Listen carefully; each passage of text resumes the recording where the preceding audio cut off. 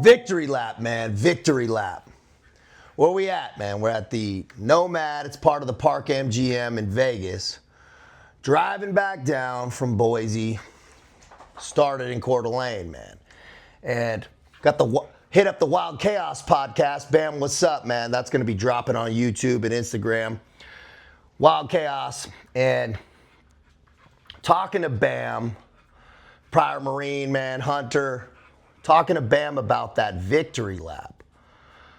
Coming back to Boise, and people that know the story, I got in trouble in Boise when I was in the SEAL teams. That's kind of what started the avalanches shit that I had to deal with from my own doing.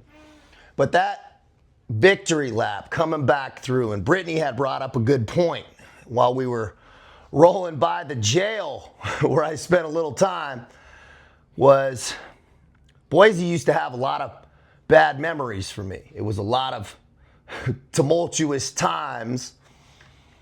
And coming back there and being able to, she said, hey, it's nice to be able to come back here and create new good memories. And man, that really resonated because it's true. Looking back at that jail when my life was crumbling apart, and now after having gone around the entire earth and had given everything away or had it taken away, however you want to look at it, and got it back tenfold in the beautiful new paid off Tahoe down the freeway with my beautiful fiance and new little baby Aspen in the back holding it down, was powerful. And with that podcast, man, is going to be badass. We got into some cool things, some funny stories about buds and some other stuff, some questions that I never really dug into, but also talked about, you know, being a new father. Bam has 2 daughters and thinking about being a girl dad and what that all means. And it was just a powerful conversation because Boise and that time and all that when I was over in France seemed so far away. So far away, and it was. But also, success and the successful life also seemed very far away. And it absolutely was. It was just a vision. It was just a vision. And I was still defining myself by those memories and not defining myself of the vision of the future. And those visualizations and then working and proving that I deserved what I was visualizing in terms of having a good relationship and financial success and being physically healthy. It was just all coming together in a powerful way. And I believe God and the universe brings those moments to us to remind us that you're on the right path. And also to remind us, look how far you've come. Look how far you've come to be sitting in that chair on a podcast in that same city where a lot of complication had taken place. And man, it was cool. It was a cool feeling. And driving down from that today and reflecting back on the conversation and the lifetime ago, 9 years ago, almost a decade ago that time was, and how much has transpired. How much has transpired. And I was in the Foreign Legion and I was visualizing every day in this cold, dark room, having my entire identity and name stripped away, and nobody knew I was out there alone, man. Lonely, very isolated feeling, and just visualizing it felt like just absolute Hail Marys wishing. Visualizing that success and coming back to the United States, successful, having accomplished some things and come back, built back better after having my life in pieces on the ground and building it back up with only the pieces I wanted and that served me. And that was the path. That's that hero's journey, man. That old classic hero's journey. Now, I'm not saying I'm a fucking hero. That's not what it's about.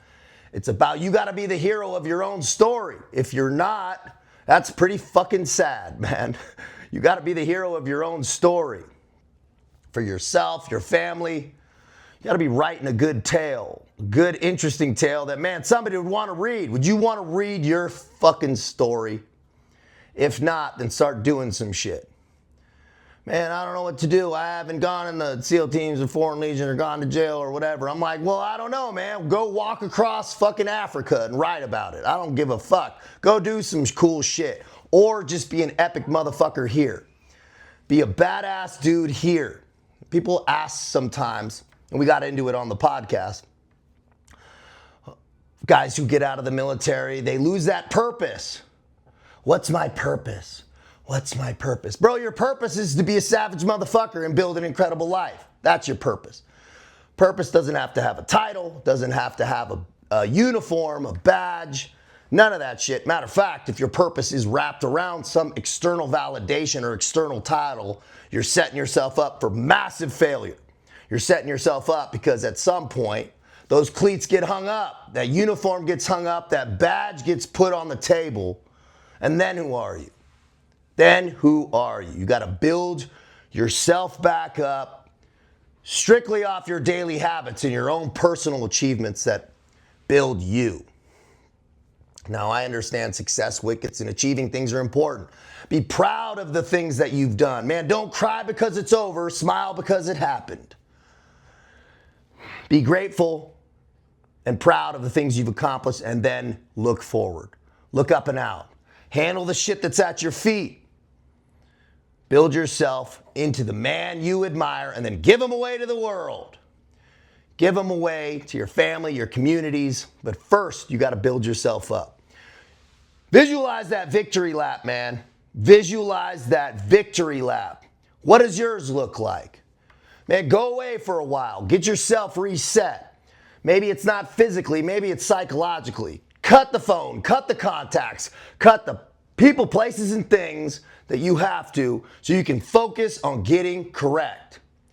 Once you're correct, that path will start to illuminate as you walk it. That's how it goes down, man. There's no way around this algorithm of success, this algorithm that brings you back to that fucking victory lap, man. And make no mistake, man, it's great.